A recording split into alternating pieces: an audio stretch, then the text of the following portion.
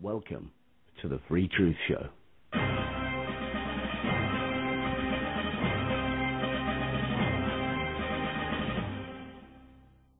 You're listening to These Changing Times Radio and FreeTruth Show with Patrick Lynch. Hello? Hello, Michael. How are you? Sorry, mate. No problem. Good God, man. You haven't had an earthquake down there or anything, have you? Yeah, it's back. It's working now. I just got in from town after emailing you, and I come back, and it is working, so let's just hope it stays that way. I'm sorry for the delay.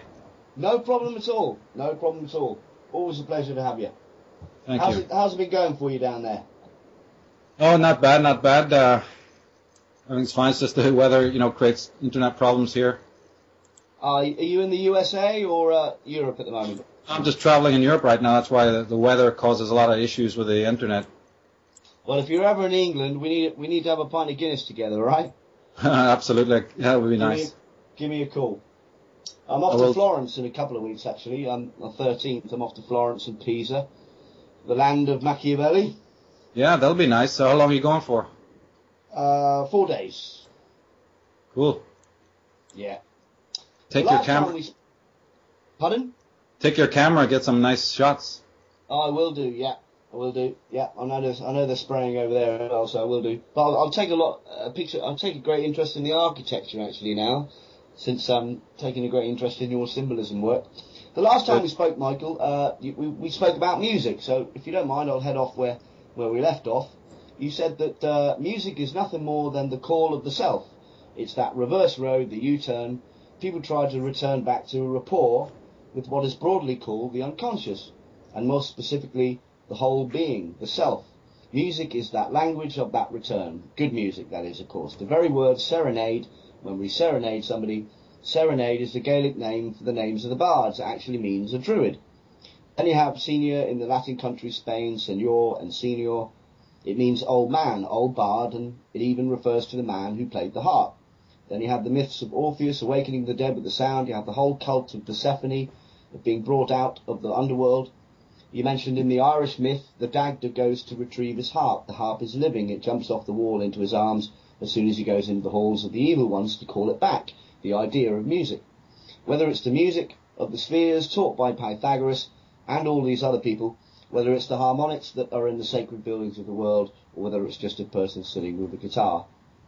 And you just finished by saying the druids had different music. They professed to have different music for different moods.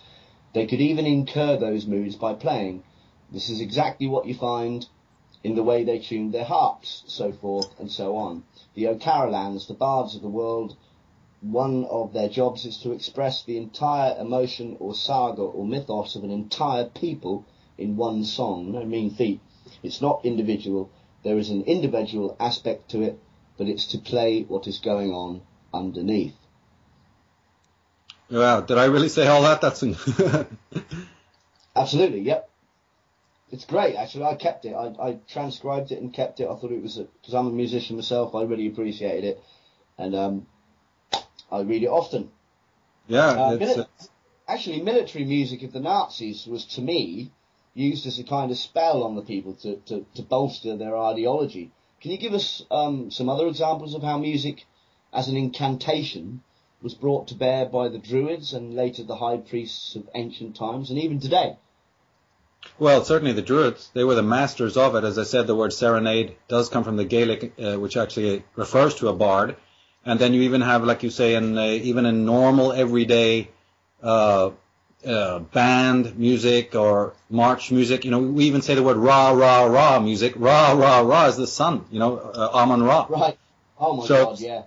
And even the word music is muse, which then goes to the heart of what that transcription you just read is all about, really, is that the muse is the goddess, the muse is that higher self, the muse is that other kind of communication that transcends words.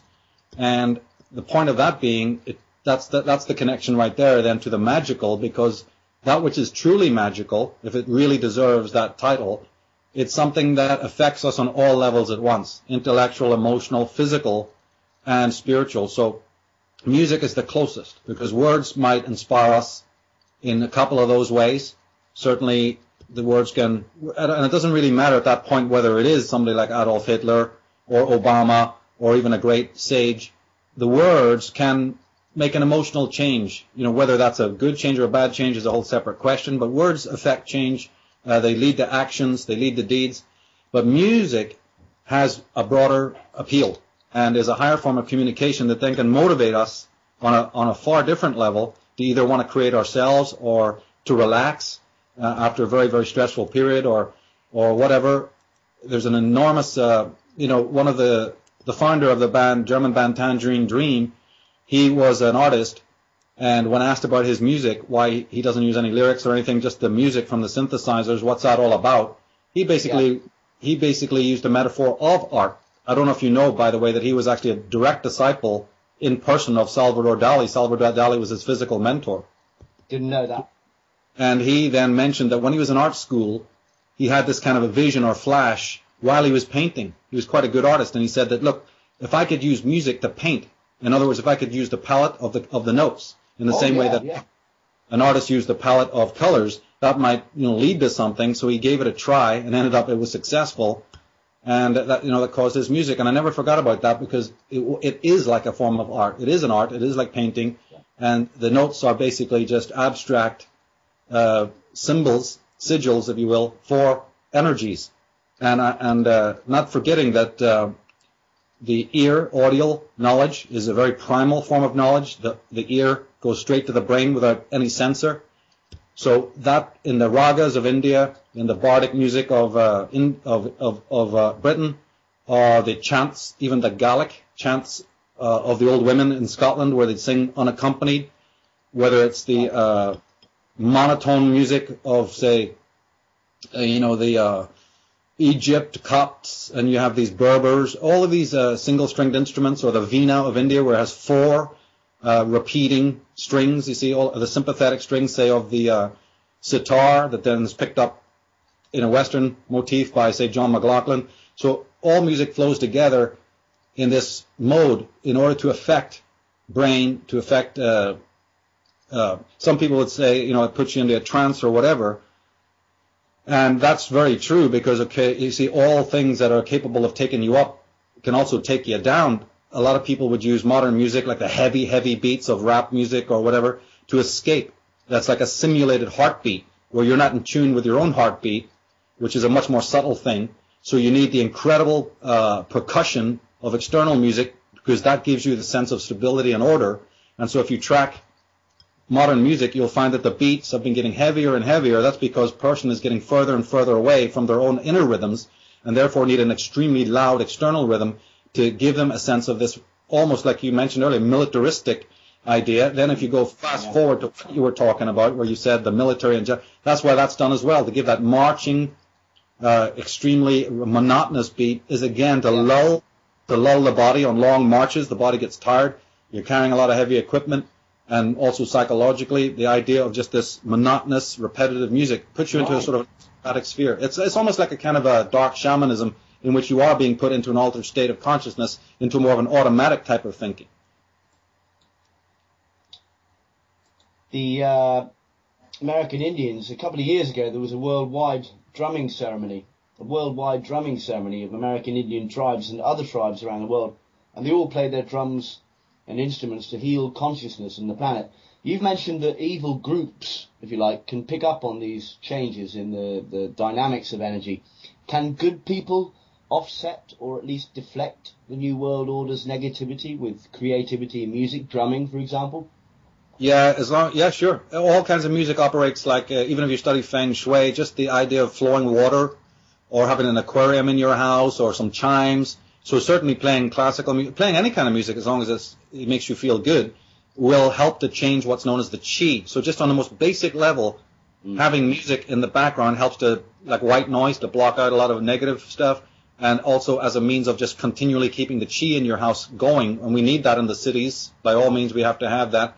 You talk about Native American Indian drumming there. There was a big controversy at one point that some Native American Indian purists were saying that even the way the Indians are now playing the drum is not the right way, and they emphasized this by pointing to the way that you see Indians in the old westerns banging the drum. It's in a very military way where it's just, a steady beat, whereas in fact, originally the drum was played to match the heartbeat. so that all the people who sit around in the circle and the guy who's playing the drum is actually basically making a simulacra for the heartbeat, and then that gave way to the more percussive beat, which was not authentic. So even within the drumming idea, has to be a certain bioenergetic aspect to it for it to be.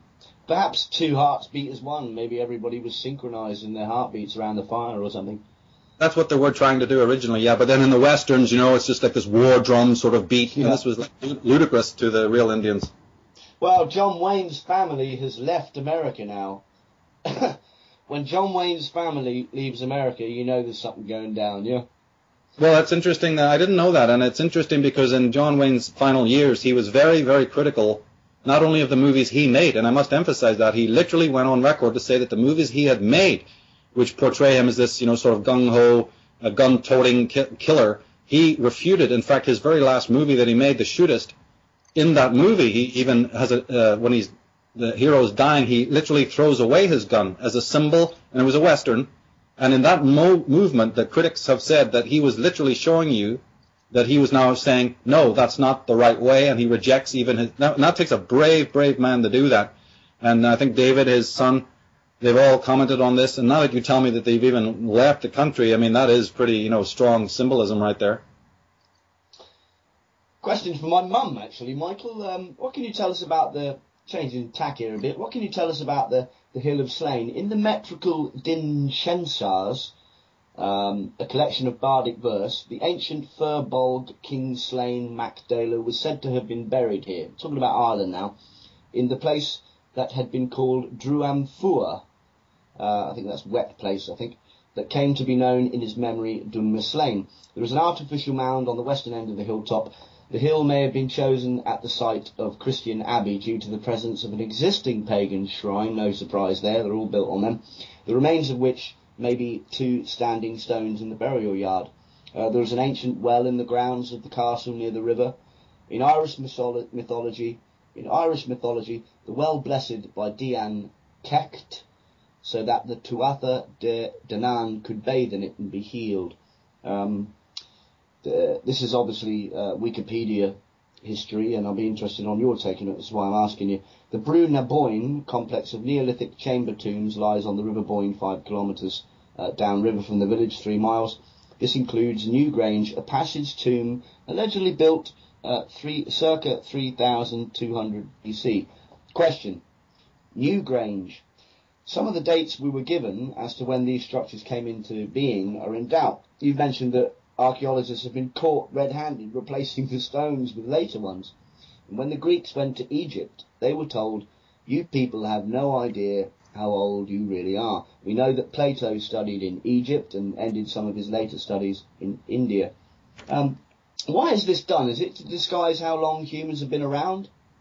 Yeah, especially more than that, it was to disguise the fact that Ireland was very ancient and had all of these megalithic tropes, not just the music, but the measurements, these kings with their powers, the kind of what's called the Brehon laws, the earliest system of laws, and also the most precise, was found in Ireland, goes back to great antiquity.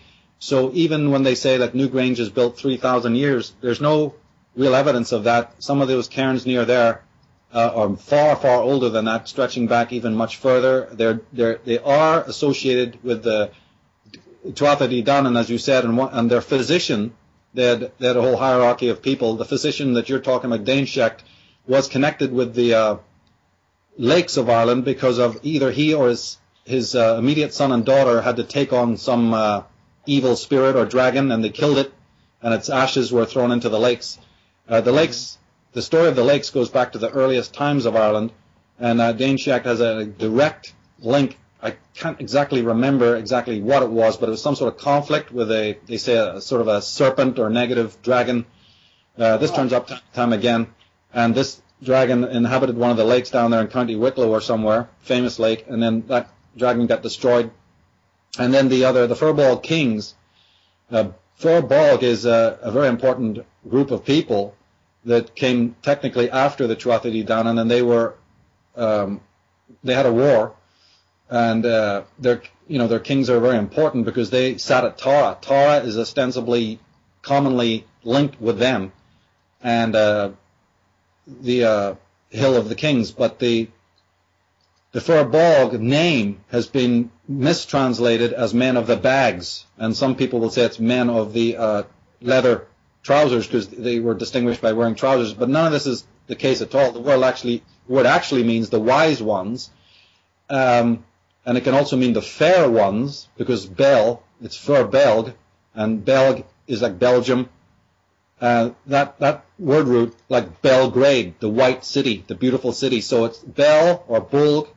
These are mistranslations of Bel, meaning the white god, the fair men. And then a third translation is trees, men of the trees. So these were a high Druidic race. And their burial places are very, very important. That's why the Christians, as you just mentioned, will make a beeline for any place that they thought that these people held sacred. They'll try to put their buildings, their monasteries and rock towers right on those places. Now we know that this has happened because close by to these Christian edifices will be, say, even something like a yew tree. Now we know that a yew tree predates the building of a Christian building, so therefore we know that the yew trees weren't planted after the church. The church was put there afterwards. Now why would that be such a recurrent thing throughout the whole of Britain? Is because that's proof positive. So even people who don't even believe what I'm talking about, who don't want to go that deep, just study the very fact of the yew trees, their antiquity, and then that the buildings were then put near the yew trees precisely because yew trees were sacred to the ancients, from time immemorial, and had an enormous symbolic impact. And this is why you often find that around. And but certainly more than that, if they could actually locate a grave, or if they could locate a very important vortex site, they'll certainly go to that place. And this is what you find time and time again. Most of the colonial buildings, most of the religious buildings in Ireland, and I mean even in the city of Belfast and Dublin, are placed right on top of ancient sites. And this goes for St. Paul's Cathedral, which in London is literally sitting over the site of the Irish sun god Lu. That was a site sacred to Lu, and that's why London, Lud Dunham, is named. Yeah, that's Lu's hill, Dunham, Lu's place, Lu's enclosure, and the exact site of the Lu's altar shrine was where St. Paul's Cathedral is. And if you go into St. Paul's Cathedral, go up on the balcony and look down, all you see is a gigantic sun disk, this huge motif that, again, talks about the old pagan sun god, right there in St. Paul's Cathedral. I think that's why during the Second World War they were very anxious to douse it down and save St. Paul's Cathedral at any cost. Any cost, because it's also a vortex. Under there runs the River Fleet. The Fleet Street is actually named after a river. That's the river, and the River Fleet, one of its, either the river itself or the tributary, I can't remember which, runs underneath St. Paul's Cathedral. So St. Paul's Cathedral, the crypt goes way down. There's some hollow earth concepts going on there as well. But anyway, that was a very sacred spot on the river. And if anyone wants to get into this subject, say they're just beginning, they should locate the river in their city or town and go along the banks of the river. It'll be on the banks of the river, studying the statues and even the buildings, that you'll start to come up trumps, because it's usually on the banks of the rivers that the sacred mounds and the sacred sites existed. They were never far. They were never more than a couple of 100 yards, and this goes for the place you just mentioned. Brugg na Boyne is on the Boyne River, so one of the most ancient sites, if not the most prestigious site in Ireland, is literally meters away from the Boyne River, and was even closer in ancient days because the river has receded.